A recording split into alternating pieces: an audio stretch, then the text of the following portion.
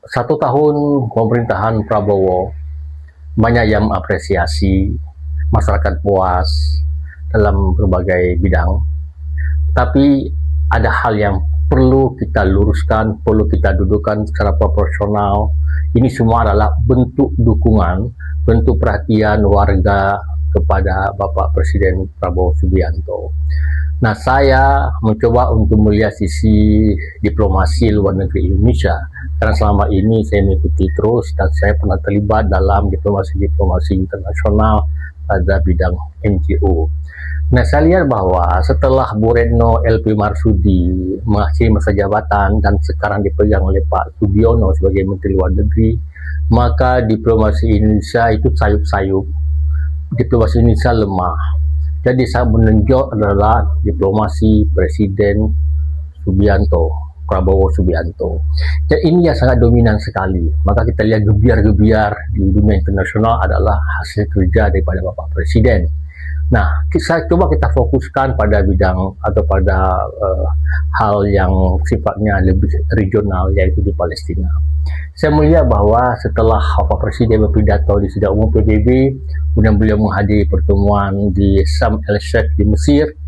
Nah, kemudian yang kita harapkan di sini adalah follow up yang lebih teknis, dan itu disponsori oleh Departemen Luar Negeri, khususnya Pak Sugiono.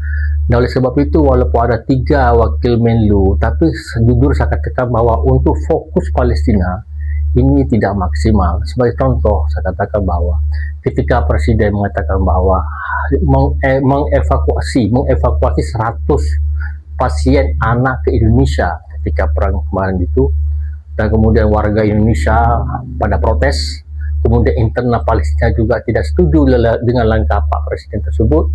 Nah, tapi Pak Menlu, Pak Sugiono yang mampu memberikan second opinion kepada Pak Presiden, sehingga beliau juga berupaya untuk bisa mengevakuasi warga Palestina yang terluka ke Indonesia, walaupun ujungnya tidak berhasil. Kenapa ini ditentang oleh warga Indonesia dan internal Palestina? Karena ini merupakan masuk dalam skenario atau threat-nya Benjamin Netanyahu dan Trump untuk mengosongkan Gaza dengan berbagai macam cara. Nah, oleh sebab itu, ini menjadi perhatian kita adalah bagaimana Departemen Luar Negeri atau Kementerian Luar Negeri bisa fokus dalam konteks Palestina pada hari ini. Maka gerakan-gerakan Indonesia, diplomasi Indonesia harus ditingkatkan. Jujur saya katakan bahwa saya melihat Pak Menlu sekarang ini kurang dalam hal ini. Dalam hal diplomasi beliau masih belum tidak selincah pada pendahulu yang lalu. Nah, maka harapan kita adalah agar Pak Sugiono, walaupun beliau sekarang menjabat sebagai Sekjen Gerindra, harus bisa memfokuskan langkah-langkah, memfokuskan pada Palestina, karena hari ini sangat membutuhkan peran-peran Indonesia.